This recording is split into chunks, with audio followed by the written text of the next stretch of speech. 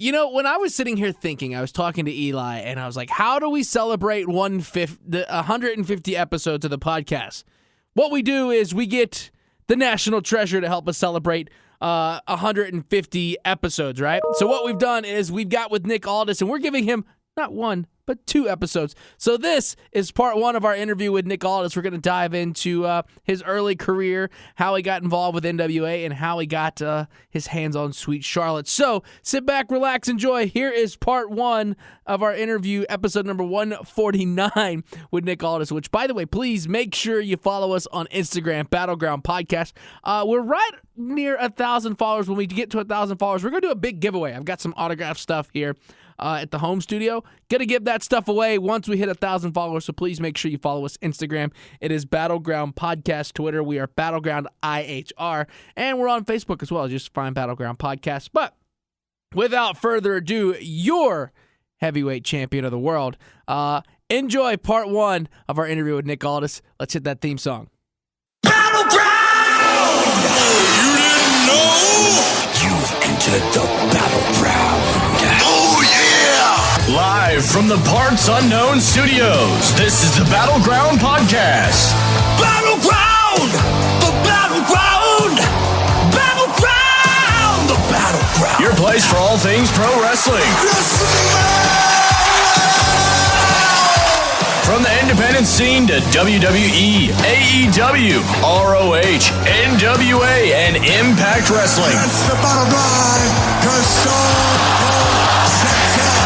Hot topics, as well as interviews with some of the biggest names in the game. Battleground! The battleground! Battleground! The battleground! The Battleground Podcast starts now. Here are your hosts. Yes! Welcome to the Battleground. Oh, it's true! Battle and Eli. Yes! Woo! It never gets old hearing that theme song. Welcome to the Battleground Podcast, episode number 149. Eli's with me, and today we have the greatest wrestler in the world, the real champion of wrestling, the National Treasure, freaking Nick Aldis joins us on the show. Nick, what's up, man? Oh, thank you for having me, guys. That's quite the introduction. We had to jump at this because we're so honored to have you on the show, and I mean, the National Treasure. We've had Camille on, and we've had some stories about Nick, and we've been waiting for Nick, and we finally got Nick on the show. So this is a great time for us. We got to talk to the boss man too. Billy was in the studio with us, so we got some dirt on you, sir. We got some gets too.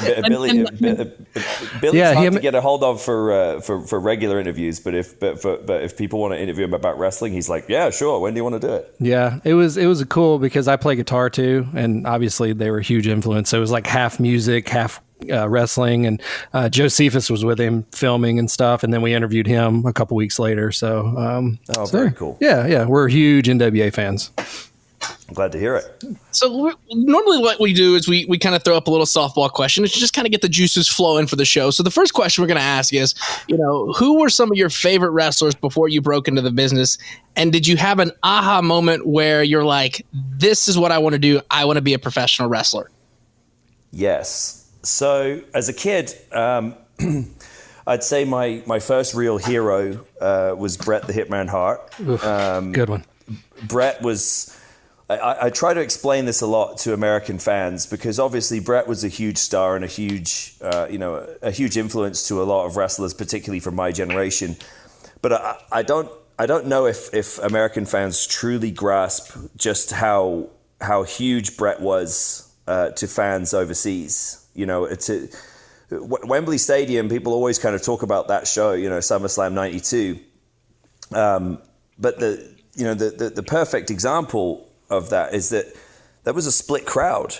There was some patriotism, and they were cheering for Bulldog, and there was the kind of almost the sort of token booing at times, but more from a sort of just because they wanted Davey Boy to win.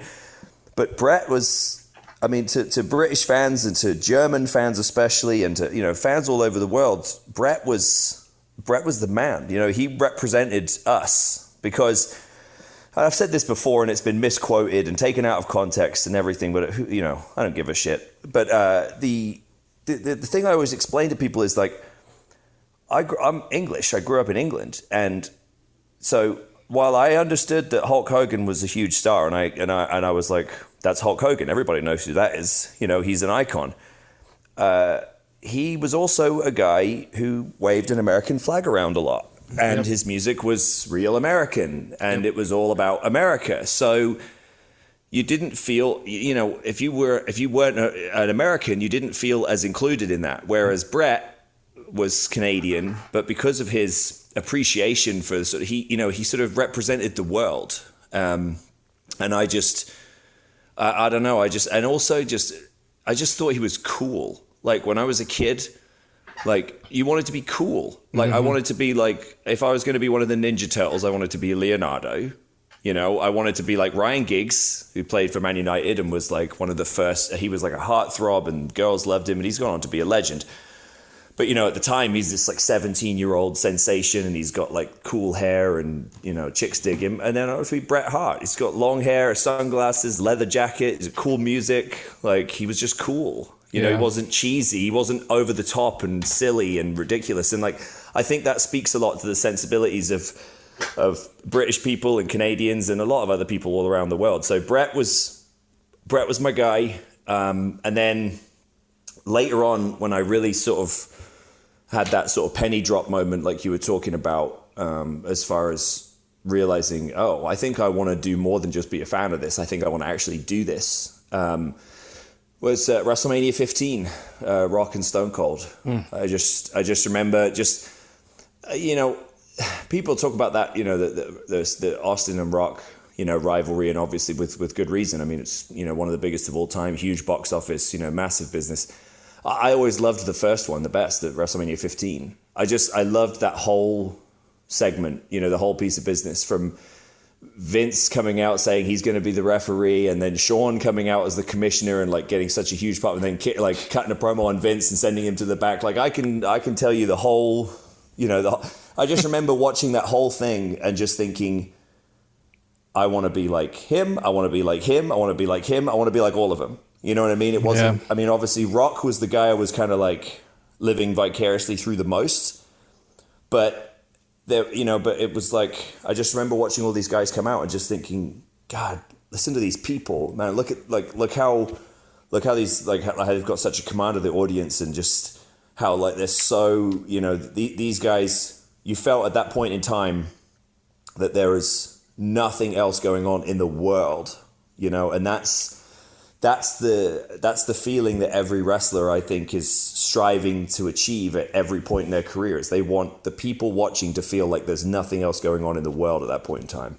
Yeah. And I think kind of jumping on to, aside from that, but that just goes back to like, they used to do booking very well there, cause I mean, that rivalry, I mean, it went through years of different iterations, and they ended up headlining 2 WrestleManias, right? It was 15 and was it 15, 16 or 15, 17? 15 and 17. Yeah. And then they wrestled again at 19. Yeah. That's right. And it's so weird to see, if you're watching that product, where they're at now, knowing that they could do that kind of stuff. And, anyways, we could harp about that all day. Sure. Yeah. But, so can you kind of walk us through how you ended up in the NWA? Was it, a long process, or was it just Billy saying, "Hey, I need you," and you're there? Like, how did that actually come to be? So I had finished up with TNA. Most of your listeners will probably be familiar with it, at least to a certain extent. So I won't go into too much detail, but, I'd sort of worked my way through every part of that promotion. And I mentioned this in an interview recently.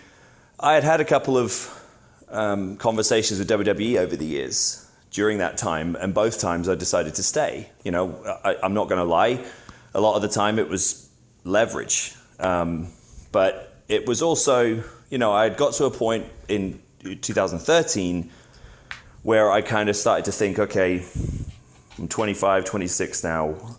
I'd had a chance to go before, and I had opted to stay because I felt like I was going to learn more getting to work with all these great wrestlers, AJ Styles, Samoa Joe, Kurt Angle, Doug Williams, Beer Money, the Dudleys, on and on, as opposed to go to wrestling school basically with a bunch of guys who were the same level of experience as me. That was my decision to make. And I expressed that at the time to Ty Bailey and, kind of thanked him for his interest and just kind of said, I think that, at this point in time, I think this is actually a better education for me, than that. But I had another conversation in 2013. And again, TNA came through, with a good offer, and particularly with the terms, that was kind of what made me stay. It wasn't so much the money. The money was okay, but it was the fact that it was a sort of ironclad guaranteed deal, which at the time was nice for security, because I've always sort of erred on the side of security rather than dollar amount, right? Anyway, by the time I'd won the title, and I'll say this, I stuck around because at that point in time, I had most of you guys, probably know that I had a rotten gimmick when I first showed up at TNA. I was handed this complete dud gimmick, and I'd managed to somehow survive that.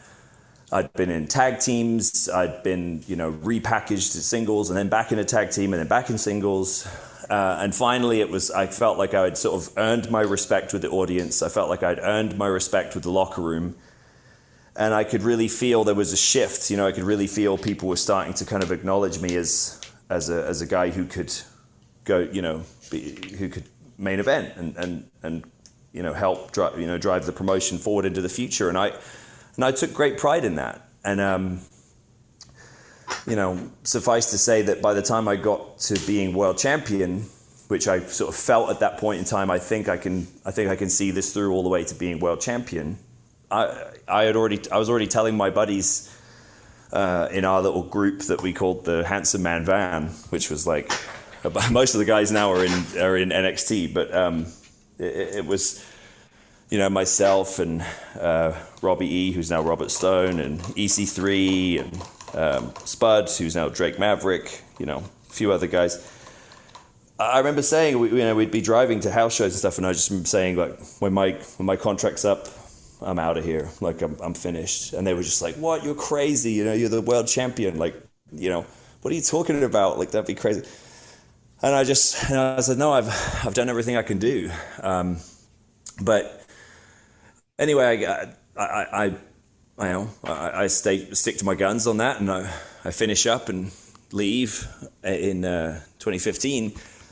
And look, I wasn't expecting WWE to call me and say, hey, come in and win the Royal Rumble and headline WrestleMania. Do you know what I mean? But I kind of felt like I had done enough to at least earn an opportunity. And when that didn't happen, I was so deflated, and also kind of humiliated. Like I was sort of angry because I was angry at myself for putting all my eggs in that basket, and sort of going, I can't believe that I just kind of thought this was going to happen, and I just basically got fobbed off. And there's a few different theories floating around as to who's responsible for that and why and yada yada, and obviously some of those seem to have unfolded a bit more in the last few weeks. But it doesn't change anything. The fact is, I was very deflated, and it kind of sent me in a bit of a downward spiral. I did some stuff with Jeff. Jeff started Global Force Wrestling. Jeff Jarrett, he'd always been a big advocate for me. That promotion started with a lot of promise. We shot some pilots at the Orleans in Vegas. And the first show drew like 3,500 people, and it was a who's who. Like, it's like me and Bobby Roode and Gallows and Anderson and like PJ Black and I think Kushida was on that show. I mean, it was like a who's who. Jeez. And those shows had never seen the light of day. And and Jeff's like, you're going to be the guy. You're going to be the first champion, you know? And we do a tournament. I beat Bobby Roode in the final. You know, I win the title. There's this great shot of Jeff holding up my hand, you know, with the belt. And I just remember thinking, cool, like, I'm going to lead a new promotion into the future. That's really awesome. And, you know, he had a contract with a bunch of baseball, minor league ballparks. And like, so we were doing shows, and, you know, it felt like there was a lot of promise. And then it just never really got off the ground. And again, wrestling has a tendency to create undue expectations. And especially when you're young and you have an ego and you're impressionable, you know, it can be hard. But, you know, I'm glad all these things happen now, because now it sort of conditioned me and turned me into the person I am today, which I think is why I've been able to work so well in the NWA. But to skip ahead to that, I basically saw the industry kind of moving on without me. It was, you know, and it was kind of disheartening. And I was like, Marty Scurll, you know, is one of my best friends, and he was just getting so red hot. Like, he had basically created his own character, and instead of having a promotion, you know, doing all his stuff and doing all his marketing and his vignettes and everything like that, he'd done it himself. And he'd created this sort of new economy. And the Young Bucks had done the same thing, where they basically said, we don't need a promotion, like, we promote ourselves. Mm-hmm. And they really, like, pioneered this sort of new approach. And then Cody leaves WWE and kind of does that, you know, kind of does it that way too, where he basically says, I'm going to be, instead of saying I'm on the independents, it was more of a sort of, I'm a freelance, you know? Yeah. Which was really what all wrestlers were once upon a time, mm-hmm. like back in the day. And I started seeing this and thinking, like, being sort of constructively envious, you know, where I was kind of like, man, that's so cool. Like, this, you know, I wish I could do that. And then I sort of went, I can do that. And I went off and I hired someone to shoot some vignettes for me, and we put them out. And then just as you know, this is a lesson in energy. You know, I'm not super spiritual or anything like that, and I'm not gonna bore you with sort of, you know, with some long-winded kind of The Secret, you know, or anything like that. But you know, there is a lot to be said about your energy, because once I sort of mentally turned the corner and went, all right, fuck it, I'm gonna do it my way. I'm gonna instead of waiting for someone else to showcase me the way that I want to be showcased, I'm going to showcase myself the way I want to be showcased. And as that happens, Tommy Dreamer calls me up, and he's got House of Hardcore, and they're doing really well.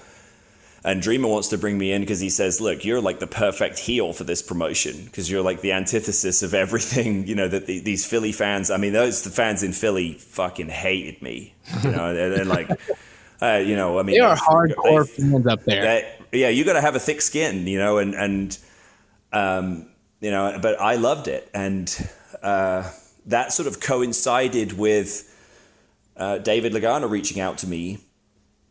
And he basically said, what's going on with you? Why aren't you in WWE? Why aren't you in, like, Ring of Honor or, you know, New Japan or what, you know, what the hell? Like, did you quit the business? I kind of went, no, I think the business quit me.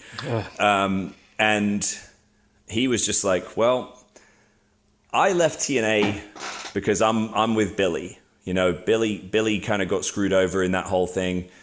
And Billy bought the NWA. And I said, yeah, I remember sort of seeing a headline about that and thinking, oh, that's cool. I just thought maybe he just bought it for prosperity. Honestly, I didn't even really know if he had any intention to do anything with it. I just thought that's the kind of quirky thing that a rock star would do. Yeah. You know, to buy the NWA. And then they sort of lay out their vision. And I basically say, okay, look, I just bought 2 boxing pay-per-views back to back for the, you know, in the space of 4 weeks. This was in the summer of 2017. And I said, you know, one was Mayweather McGregor and one was Canelo Triple G. And I said, I bought them for 2 totally different reasons, right? Mayweather and McGregor is like, it's this sort of over the top, like two giant egos, over the top characters, with their sort of huge displays of wealth, and they're kind of, trash talking each other. It's Flair and Dusty, right? Mm-hmm. And then I buy Canelo Triple G because I'm watching the build ups to that by HBO, who I think were just the gold standard for this kind of thing. And they're selling it like these two guys are the absolute best, pound for pound fighters currently in the world. And I'm a huge Triple G fan, and Triple G story is, so interesting. And I think I can relate to it a little bit because it's like, here's this guy who's crushing it in Europe. He's got all the tools, he's got all the talent, and, America's not interested. America's like, he doesn't have enough pizzazz. He doesn't have enough it factor, and all this kind of thing. And then finally they go, okay, we'll take a shot with this guy. And he just smashes it. He's murdering people, and they go, oh man, what about him and Canelo? Canelo's such a huge star. And it's one of those fights where it's like, it's been years in the making. It's been one of those, what if? And they've been circling each other for years, and now it's finally going to happen. And just the way that it was sold to me, I was just like, man, I can't miss this fight now. And I'm glad I didn't. It was a hell of a fight. And I just remember saying to David, like, that my problem is there's too much wrestling right now. And that's a strange thing for a wrestler to say, obviously, from a self-preservation standpoint. But I was just like, every day of the week, you can turn on a TV or some sort of device, and there's a wrestling match happening, like Impact, Ring of Honor, Raw, SmackDown, NXT, and this was before AEW, New Japan. And I was just like, and it's all just wrestling matches, it's just two guys, mostly in black trunks and black boots, doing running knees and German suplexes and, serious wrestling and, yada, yada, yada. No stakes, no rivalry, no sort of, no personality, no pizzazz, and no sort of, no real sort of feeling of this is it. This is what we came to see. Because it's hard to make one match feel important when there are 100 matches happening every week. Mm-hmm. And I just remember saying, I'd rather have 10 matches a year and have them all be important than have 200 matches, that a bunch of critics online say, oh, that was a good match, Right. And I just kind of said, if we can do more of this and less of just a ring and a bunch of wrestlers just having wrestling matches, then I'm super down to get involved in this. And Dave says, okay, I'll take that away and talk to Billy, and we'll get back to you. Billy called me 10 seconds later. And he's just like, all right, I'm picking up what you're putting down, kind of thing. And the one thing that stuck with me was, Billy basically said, I don't know about you, but I'm kind of sick and tired of seeing my next door neighbors do gymnastics routines with each other. And I was kind of like, okay. I step into my office, yeah. And that was that. And then and because of what I had basically laid out with, my examples of like HBO boxing and Showtime and, and even UFC and Dana White and Billy are friends, so he was obviously a familiar, and Billy's a big fight fan, and people don't know that about him, but he watches a lot of UFC. So he kind of got where I was going with that. And then that's how the 10 Pounds of Gold series was born. And that kind of transitions into our next question, because we've been big fans of 10 Pounds of Gold. So when did you find out you were next in line for the 10 Pounds of Gold? And what did you do once you found out? And what was your thought process, and how did you feel to hold the belt that literally so many legendary performers held before you? Well, the thing is, I obviously I kind of knew from the beginning that I was going to win the championship at some point. But I remember the one thing that Dave and Billy had brought to me was they basically said, look, we were just going to strip all the existing champions because, the NWA at that point had kind of just been relegated to like a handful of sort of renegade independent promotions in the South that no one had really heard of, right? And nothing against any of those people involved. I don't want them to get upset, but, no one was really acknowledging it. 2020 has been the year of things happening that are completely out of your control, but there's one thing you can control, and that's shaving your bush. Our sponsors at Manscaped are here to remind you to do so.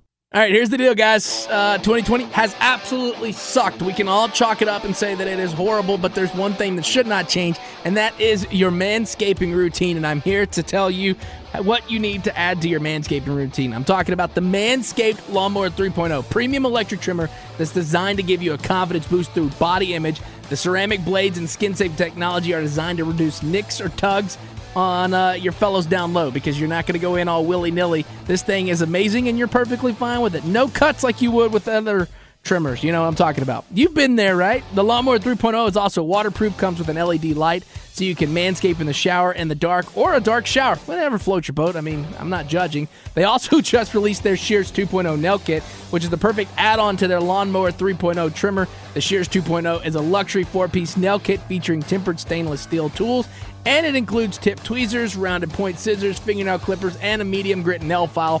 The Shears 2.0 nail kit allows you to pluck your eyebrows and trim your nails in styles. Plus, on the website at manscaped.com, you're going to find the Crop Preserver. It's an anti-chafing fall deodorant and moisturizer that's going to help you tame that summer swamp ash. You know, here in Nashville, it's absolutely horrible. It's got natural hydrators and antioxidants in there. You're also going to find the Crop Reviver, which is a testy toner that's like having cologne that is designed for your balls. Not going to judge you if you're like sitting there sniffing yourself, okay?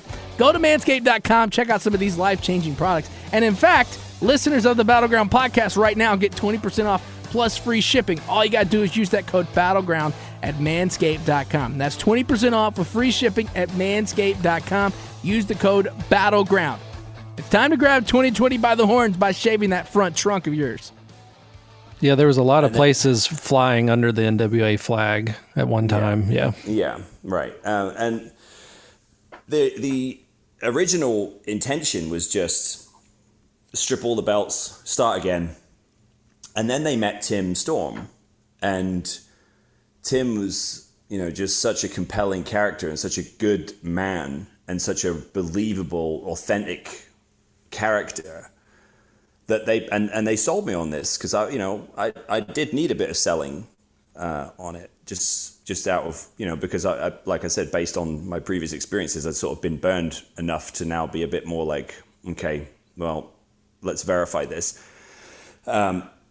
And they showed me a sit-down interview they'd done with him, where he talked about being a school teacher, and he talked about this is his mountaintop and how much it means to him to be the NWA champion. And you could tell that he was genuine. And like the booker in me and the promoter in me just immediately started getting excited, because I went, ooh, like I can be the perfect antagonist to this protagonist, because that's how I think. Like, I don't think like, oh, I can have a good match with this guy because like he can do all these cool moves and I can do all my cool moves. Like, I look at it and then like this is how I can achieve an emotional response from the audience. Like, this is a perfect yin to my yang, right? And that's really what I wanted our brand to represent, because I felt like there was enough brands already doing the whole kind of, oh, good matches for the sake of good matches. So I just immediately see this guy who's so humble and so likable and so, American and just, and I just remember thinking, God, to a regular person or to a traditional fan, to see this guy up against the sort of slightly brash, slightly unlikable, slightly arrogant British, quintessential wrestler is just, it's a natural matchup. Because look, you have to have self-awareness to thrive in this business. You have to know who you are, right? You can't pretend, and a lot of people are realizing this now. And to your point earlier about, what some of the booking looks like now compared to what it used to be. Oh, yeah. Because people are trying to force stuff that isn't there. You got to know, you got to base stuff on what's real, and then go from there. Steve Austin really is a kind of ornery, kind of pissed off Texas redneck. You know what I mean? He's not like he's not. He's he's not driving a monster truck over people's cars who he has a disagreement with. Right. Like in real life, if someone cuts him off at Walmart, he's not pouring cement into their car, but he probably would say, "Hey, you dumb son of a bitch." Yeah. So it's like it's an extension. Right? Yeah, like Flair in the 80s, he lived that lifestyle. That was not a front. And you have to know who you are. Yeah. And my point I'm getting to with that is you have to know. You have to be comfortable enough to know what other people think of you, right? Like you have to know, like I'm married to Mickey, right? So it's like you know how many times I've walked into a bar or walked in somewhere and seen all these guys like looking at her and then immediately just look at me and being like, fuck this guy, without they don't know me. I've never had a conversation with them. They don't know anything about me, but they're just like, fuck this guy. Yep. But and like so I understand. Like, okay, cool. If that's the vibe I give off, if that's the impression that people have of me, I can't change that. That's human nature. So I'll just work with it and make money with it. And that's the business. It's like you meet Tim Storm, you go, this guy, I like this guy. This guy's just a great guy. You meet me, it might take you a couple of times to go, oh, okay. Some of my best friends will tell you, when I first met him, I wasn't quite sure what to make of him. You know what I mean? And then they get to know me and they're like, oh, now I give them the shirt off my back. But so, once you understand that, you can work with it. So that's kind of, that's how I think. And with, so with Tim, I saw it as this major challenge too, because I thought, well, if I can make people care about me versus a 52-year-old, 53-year-old school teacher from Arkansas who, for the most part, most fans, particularly online, had not ever really heard of, then I can make them care about a whole lot of stuff. And it was a testament to the quality of the production that we were putting out too, because Tim now is as important to this brand as me or anybody else, and it's like that. It was really more of a proof of concept, right? We showed everybody, look, we can tell real stories here and really hook you in with the idea of one prize, one match, one culmination, one moment that you have to see. And you could feel it pretty early on, like some of the sort of more discerning kind of publications and stuff that tended to lean more towards whatever the cool kids were into.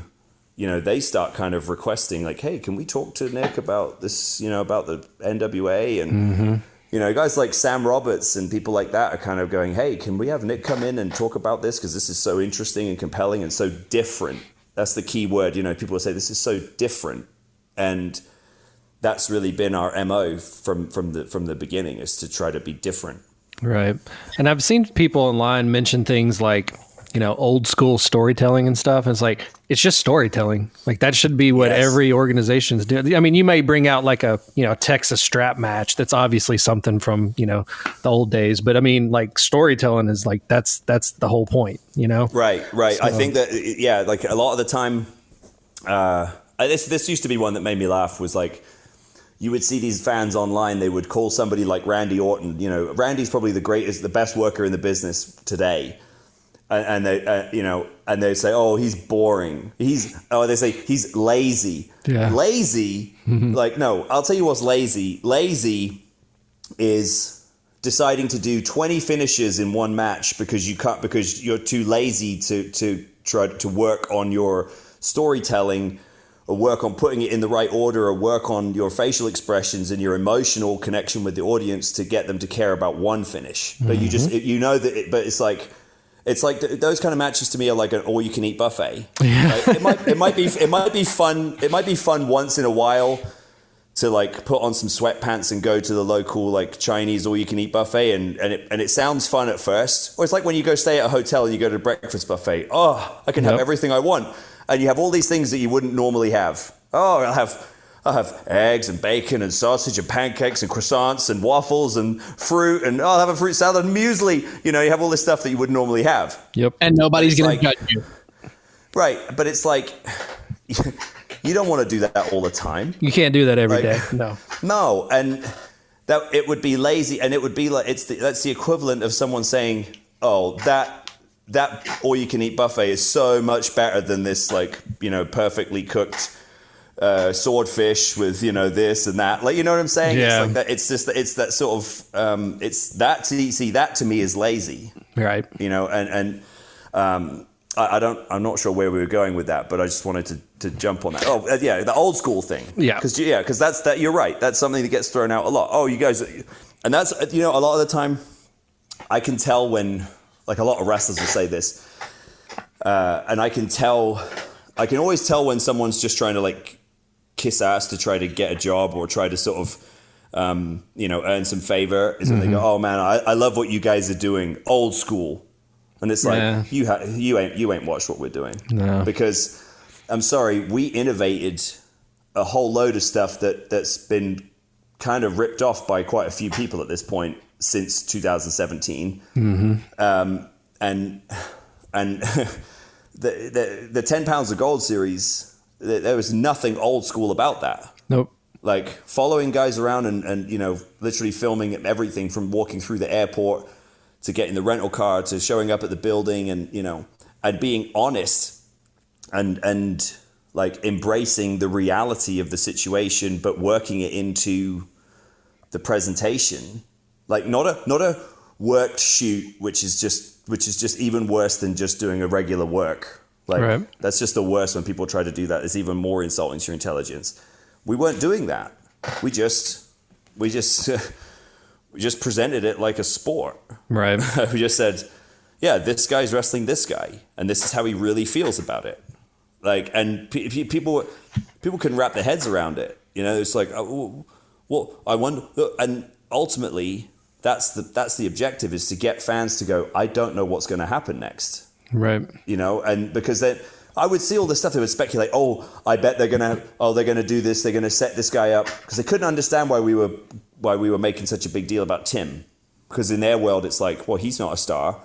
You know, so then of course all the theories start coming. Oh, well, they're probably just doing that to get sympathy. So, like, you know, Aldis will beat him on their first match, and then they'll start, you know, pushing Aldis.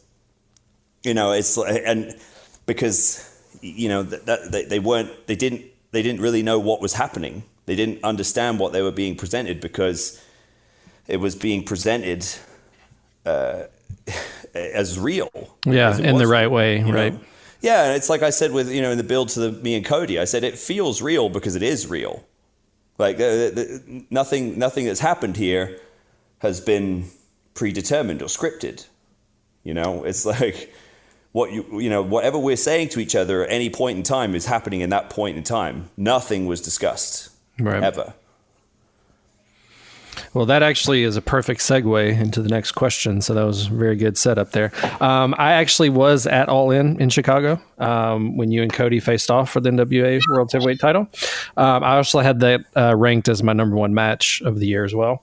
How did that come about? Obviously at that time, this was pre-AEW. Cody was still technically a free agent, I guess, whatever you want to call it, freelancer.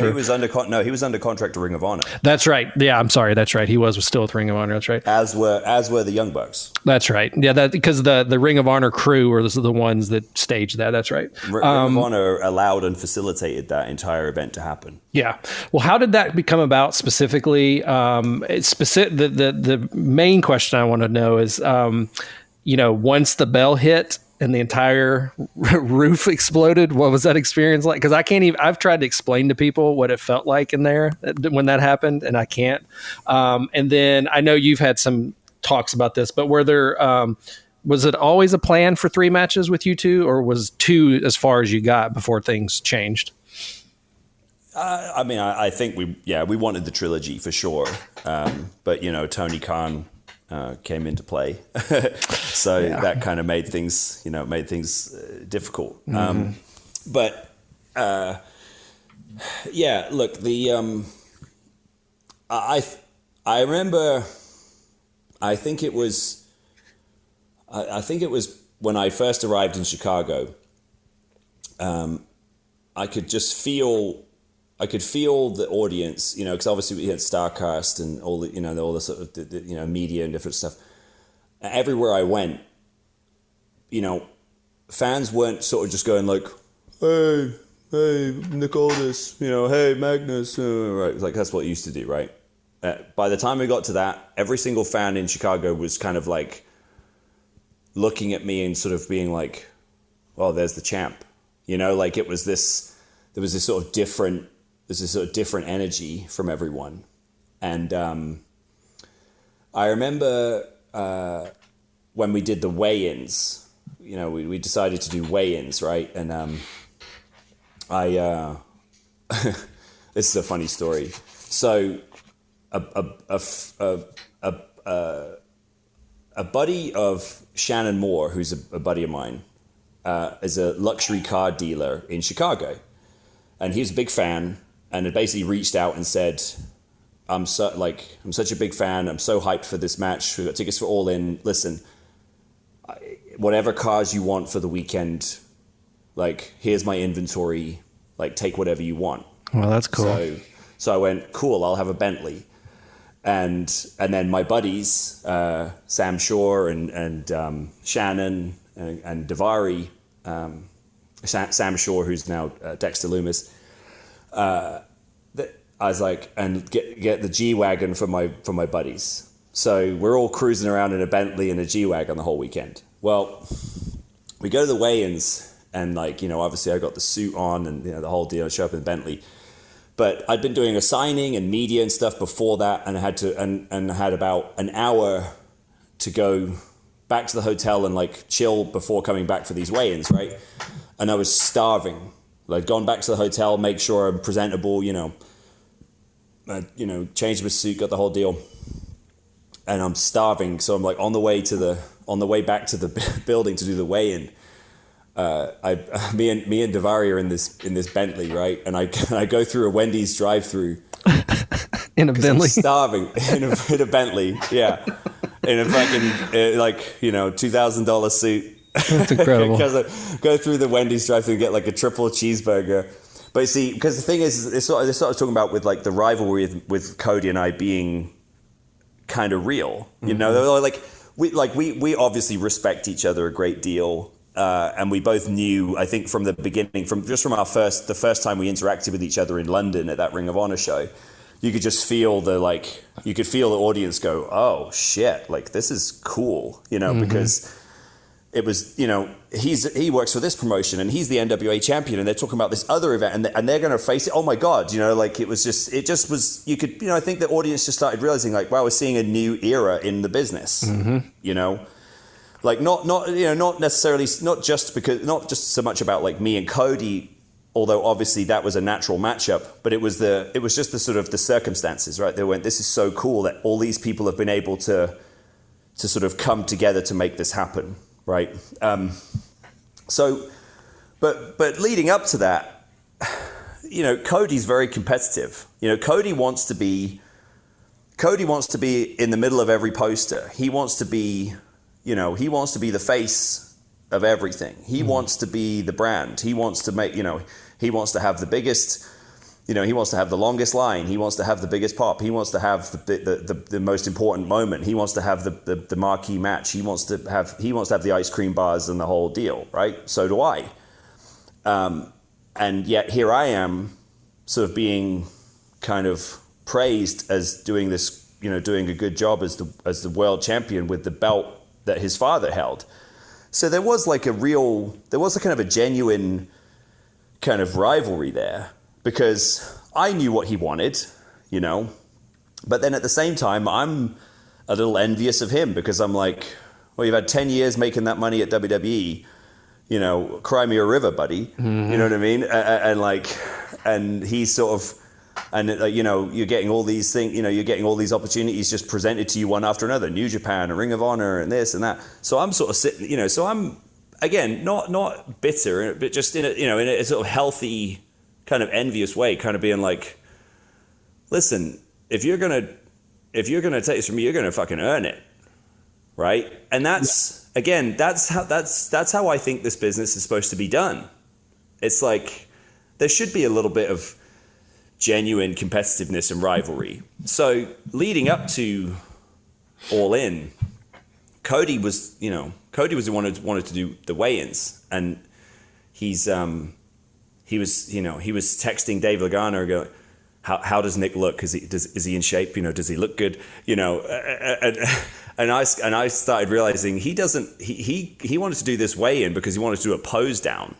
You know what I mean? He didn't really want to weigh in. He wanted a pose down. And I just look.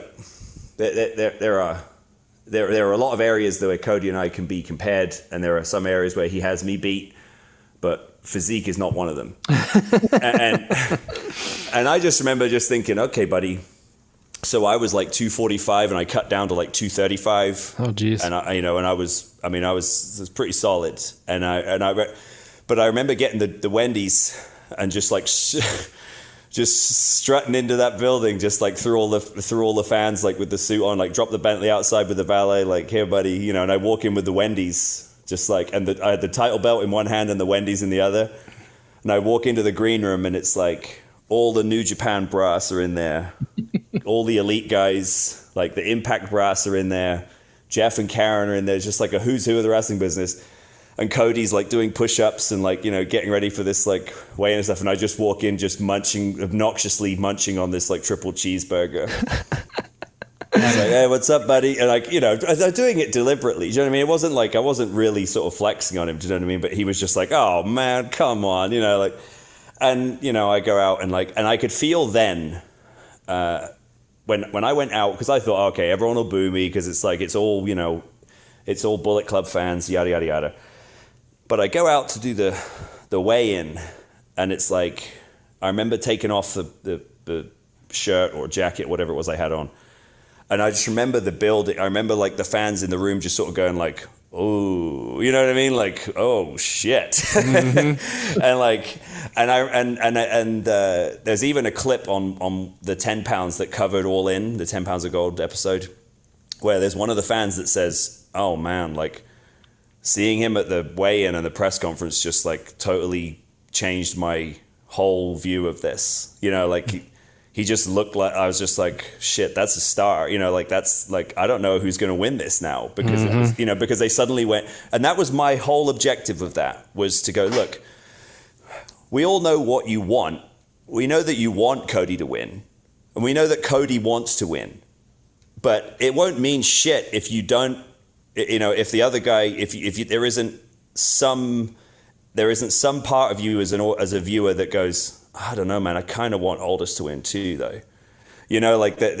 If it was just a straight up like, oh yeah, like this guy's just coming in to do the job to Cody, it wouldn't have meant anything. My objective was between the time we made the match, official in like May to September 1st. My objective was to make everybody think these guys are not only are they the same level, but I don't know if Cody can beat this guy. Mm-hmm. Or I don't know, or not, not can beat, but like, I don't know if Cody's going to go over in this. Do you know what I mean? Like That was the whole objective, was to get them to a point where they went, shit, this is a pick'em. This is 50-50. Yep. I mean, that's 100% what I thought. I mean, even in the stands, I was like, shit, I don't know. Right. and I always, there was a part of me that night, and, I went back to the hotel and just had a kind of quiet night. Mickey couldn't come because WWE wouldn't let her. And well, that's shocking. So that was fun. But so I'm just chilling on my own in my room, you know what I mean? And I remember like talking to Sam and Daivari and stuff, because we just we may have had some herbal medicine. Got to. Just had like a quiet night, whatever. And I remember like chit-chatting with him and I kind of said like, I almost feel weird saying this because I don't want to jinx it. I was like, but I get this feeling we're going to get this huge standing O at the bell, right? And I want to be careful how I say this because I know how shit can get misquoted and taken out of context. I don't want anyone to think that I'm comparing myself to The Rock or Hulk Hogan. But I remember saying, I think we might get that Hogan Rock thing at the beginning, where it's like people are just kind of, by the time we get there, they're just so ready to see it that they kind of just lose their shit. Yep. And I never mentioned it to Cody because I didn't want to jinx it. And I just kind of trusted Cody. And I think that's where the magic, I think that's where our chemistry really comes from, is that I kind of already knew that he was thinking the same thing. And I knew that he knew that I knew. Do you know what I mean? Like, so we never had to say something. We never had to say, hey, let's take a moment and wait at the beginning to see if the people like come up and go crazy. Like, we just kind of knew. So then Earl does the instructions and rings the bell, and we just kind of stand there looking at each other, and I just see Cody, you know, and then I just sort of look, and I hear a few people start to come up, and then I just kind of tilted my head and acknowledged just a touch, and then next thing I know, I just like the whole place is like a wave. People just, you know, it just well, you were there, you know. Yeah. You know, I was up in the suites, and even up that high, it was just it was just like a monster, you know. It sort of, within seconds, it was like, and I remember that was one of the only times in my life in the ring where for a minute I was just kind of out of my body, you know, just kind of standing there going like, this is a whole different, this isn't Goosebumps, this is like a different, this is even more than that. This is like what's happening. The only other time I had that was the first time I wrestled Sting. I was standing there in the ring, and like Sting's music hit and the crowd popped, and I just remember for a second just sort of standing there going, I'm watching Sting's like entrance. And Doug Williams was stood there with me, and Doug was like, all right, pull it together, mate. Like, which is so funny because like Doug's always such a mentor to me, you know, and he could obviously tell like that for a minute he knew like, oh shit, deer in the headlights. And he was like, pull it together, you know. And the funny thing is that in that moment, I kind of took charge with Cody because I saw Cody, and again, you can see this on the 10 Pounds of Gold episode that covered it. But we got a close up with our camera crew because we had our own crew there, and they got a close up of Cody.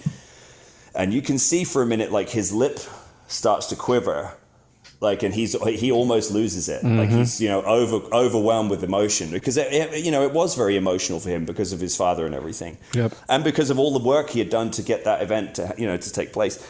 And I remember you can see me like talking to him, and you can't make it out on camera, but I was going like, all right, it's time to go to fucking work. Let's get it together. Do you know what I mean? Like, because I saw him start to lose it, and I went, all right, let's fucking get to work.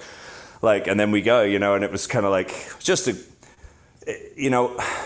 I always be grateful to every fan in that building because I saw that reaction. I sort of look at it as that was my pop. Do you know what I mean? Like, because everyone, you know, because obviously Cody has the huge moment at the end with the win, and you know that reaction was another level in and of itself. But to me, I always sort of looked at it as I felt like it was that audience kind of acknowledging me and going, we want you to know that you've done a good job. You know what I mean? Because obviously I wasn't going to get a pop of my own. So it was kind of like, I always looked at it like that, as they went, we're here to see this. Like, and we want you to recognize that.